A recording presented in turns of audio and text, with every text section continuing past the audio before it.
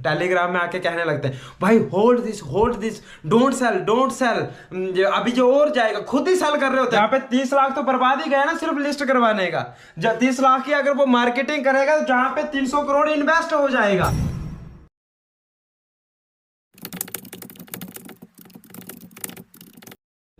हे guys welcome back guys, आज हम बात करेंगे डेक्स और CEX की। तो गाइस इसके ऊपर मैं क्यों बात करूंगा आज, क्योंकि मैं खफा हूं, बहुत सारे इन्फ्लुएंसर पर गुस्सा हूं। और गुस्सा ऐसा नहीं है कि मैं उनके नाम लेके उनको गाली दूंगा, उससे बेहतर है कि जो मेरे पास हथियार है, नॉलेज का हथियार है, और मेरे पास बड़ा हथियार है कि यूट्यूब प्लेटफॉर्म का, जिसके थ्रू से मैं आपको अवेयर कर सकता हूं। तो गाइस उनकी बात बाद में करेंगे, वो लोग आप लोगों के साथ कैसे फ्रॉड करते हैं। सबसे पहले आप लोगों को ये मालूम होना चाहिए डेक्स और CEX में फर्क क्या है, अंतर क्या है। तो गाइस डेक्स होता है डिसेंट्रलाइज्ड एक्सचेंज और CEX होता है सेंट्रलाइज्ड एक्सचेंजेस। डिसेंट्रलाइज्ड एक्सचेंजेस अगर मैं ऐसे आपको बताऊं सिंपल भाषा में, ट्रस्ट वैलेट हो गया, मेटामास्क वैलेट हो गया, OKX हो गया, ऐसे बहुत सारे वैलेट्स हैं। इसमें जो ट्रेड होता है जैसे इसके थ्रू से, पैनकेक स्वैप से, अदरवाइज पॉलीगॉन स्कैन, हर ब्लॉकचेन के अलग अलग इनके स्वैप हैं। इनके थ्रू से जो आप ट्रेड करते हो वो हो गया डिसेंट्रलाइज्ड एक्सचेंजेस। डिसेंट्रलाइज्ड एक्सचेंजेस में होता क्या है कि कोई भी टोकन आप खुद से, जहां पे किसी की दलाली की जरूरत नहीं पड़ती, किसी की दलाली करके या किसी को पैसा देने की जरूरत नहीं है, जहां पे आप डायरेक्ट आ सकते हो पैनकेक स्वैप में, आप अपना खुद का लिक्विडिटी डाल सकते हो। ऑनर बिना कोई दलाली के अपना टोकन लॉन्च कर सकता है बिना किसी को पैसे दिए हुए। और दूसरा ये है कि अगर ऑनर के वॉलेट से टोकन कितना निकल रहा है, वो बाय होके निकल रहा है, अदरवाइज जहां फिर ऐसे ट्रांसफर हो रहा है, आप ये हर चीज चेक कर सकते हो। आप हर ट्रांसैक्शन हर टाइम से, हर सेकंड से देख सकते हो कितने डॉलर का उन्होंने सेल करा, अगर ऑनर वैलेट से सेल हुआ कितना, उसका लिक्विडिटी लॉक्ड है, कब हो रहा है, आप एवरीथिंग आप डिसेंट्रलाइज्ड वैलेट पर देख सकते हो, डिसेंट्रलाइज्ड एक्सचेंजेस पर देख सकते हो। अदर आ गया दूसरा सेंट्रलाइज्ड एक्सचेंजेस, कैसे लाइक बिटमार्ट, हार्टबिट, जीरेक्स, बाइनांस, ऐसी जितनी भी एक्सचेंजेस है वो सारी की सारी सेंट्रलाइज्ड हैं। वहां पर कंट्रोल रहता है हर किसी का। देखो सबसे पहले कंट्रोल किसका रहता है, उसका खुद का एक्सचेंज ऑनर का, जहां पे किसी का कंट्रोल नहीं है। डेक्स में किसी का कंट्रोल नहीं है, बट अदर साइड सेक्स पर सबका कंट्रोल है। और दूसरा, जहां पे सेक्स पर एक और धोखा होता है, जैसे आपको किसी कंपनी को टोकन लिस्ट करवाता है गाइस, तो एक यूट्यूबर या एक इन्फ्लुएंसर कहता है भाई ये टोकन उधर आ रहा है, ये लेजिट है। भाई टोकन लिस्ट होने से लेजिट नहीं होता। जो बढ़िया टोकन होता है ना, वो काम करने से जो उसमें लिस्ट होते हैं उनके घुटने लग जाते हैं। बेबी डॉज काइंड आज तक लिस्ट नहीं हुआ उधर। और एक्सचेंजेस पर ना दो ही चीजों से टोकन लिस्ट होते हैं, एक पैसा देके घुटने घिसने पड़ते हैं, काम करना पड़ता है, फिर कम्युनिटी एक्सचेंजेस को फोर्स करती है, जैसे ट्वीट होता है, ट्वीट को रीट्वीट कर करके या वहां पे मैसेज कर करके फिर उसको कम्युनिटी लिस्ट करवाती है। तो गाइस ये जो लेजिट टोकन होते हैं ना, इनको ने घुटने लग जाते हैं किसी एक्सचेंज पर जाने के लिए, और जो आसानी से हो जाते हैं वो कौन से होते हैं, पैसों से। पैसे देके मजे से लिस्ट करवा लो। लिस्ट करवाने के बाद क्या होता है, वहां से एक बॉट मिल जाता है। बॉट मिलने से आपको क्या होता है, देखो गाइस ऐसे तो किसी को पता नहीं चलेगा उधर कौन सेल कर रहा है कौन सेल नहीं कर रहा है, पर हाँ सीधा $10,000 का कोई सेल मार रहा है तो वो दिखेगा इतना टोकन किसके पास था जो सेल मार रहा है। लेकिन उनको बॉट मिले होते हैं, बॉट चाहे बाय करे चाहे सेल करे, वो कहीं एग्जिस्ट ही नहीं करता, वो कहीं दिखता ही नहीं है एक्सचेंज पर। बॉट के थ्रू से कुछ नहीं दिखता। और वहां पे क्या कहते हैं ऑनर, टेलीग्राम में आके कहने लगते हैं भाई होल्ड दिस डोंट सेल, अभी जो और जाएगा, खुद ही सेल कर रहे होते हैं बहनचोद।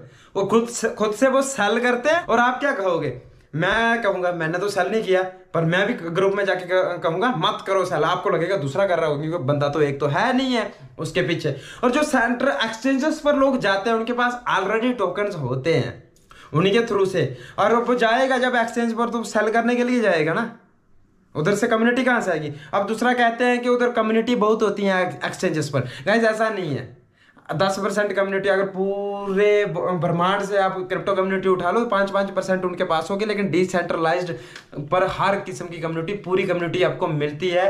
जो क्रिप्टो में आता है उसको डिसेंट्रलाइज्ड एक्सचेंजेस का मालूम होता है। तो गाइस इसीलिए कहता हूं कि हमेशा, अब दोनों में फर्क, और भी एक फर्क है कि ऑफर्स बहुत कुछ करता है, सेक्स ऑफर्स बहुत करता है, DX में जो है वही है, और इसमें कुछ भी नहीं है। तो गाइस ऑफर्स ना हमेशा बंदे को लुभाते हैं अच्छे लगते हैं सुनने को, लेकिन फायदा कोई नहीं देता। और जहां पे अगर मैं डेक्स की बात करूं, डेक्स में आपको हर चीज दिखती है, जैसे मैंने आप लोगों को बताया।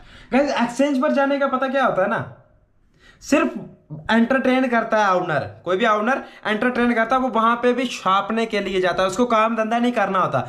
अदर साइड देखो 30 लाख रुपया देके अगर कोई बंदा CEX पर अपना टोकन लिस्ट करवा रहा है, अरे भाई 30 लाख से अगर वो मार्केटिंग करे ना अच्छे लेवल पर, वो काम करे अच्छे लेवल पर और उसके उस काम की वो मार्केटिंग करे, तो जहां पे अच्छा खासा क्राउड आ जाएगा। जहां पे 30 लाख तो बर्बाद ही गया ना सिर्फ लिस्ट करवाने का, जब 30 लाख की अगर वो मार्केटिंग करेगा तो जहां पे 300 करोड़ इन्वेस्ट हो जाएगा, तो टोकन कितना बड़ा बन जाएगा, कंपनी कितना बड़ा बन जाएगा। अपने जो इन्वेस्टर है वो जिंदा रहेंगे, मरेंगे नहीं कभी, ऐसा होगा। अब गाइस आप एक चीज चेक करिए, अभी अपनी एक्सचेंजेस आप ओपन करिए, कितने टोकन जो विद इन 15 दिन में 20 दिन में लॉन्च होते हैं, 15-20 दिन में वो एक्सचेंजेस पर जाते हैं। बोलूंगा कोई एक टोकन होगा भी जिसने अच्छा काम किया होगा, फिर भी उसमें से आप चेक करिए, अपना वैलेट चेक करिए, 90% टोकन देखो आज डेड पड़े हैं। कोई जानता है उनको? आपके पास शायद टोकन हो, पर आज आप यही देखते होंगे कब बढ़ेगा कब बढ़ेगा कब बढ़ेगा। बढ़ता दिखा आप लोगों को?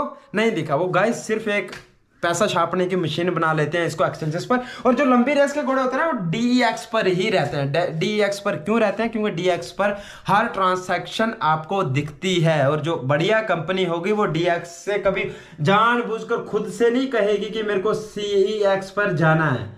वो सोचेगी मैं वही काम, जो पैसा जहां पे मैंने वेस्ट करना ना वन टाइम लिस्ट करके, वो वाला पैसा मैं मार्केटिंग में लगाऊं, यूज केसेस में लगाऊं, जिससे कम्युनिटी को भी फायदा हो और प्रोजेक्ट अच्छा बने। और उसी तरह से अगर बेबी डॉज कॉइन है तो बेबी डॉज कॉइन कितना अच्छा काम कर रहा है, एक दिन कम्युनिटी उसको भी लिस्ट करवा के ही रहेगी बाइनांस पे।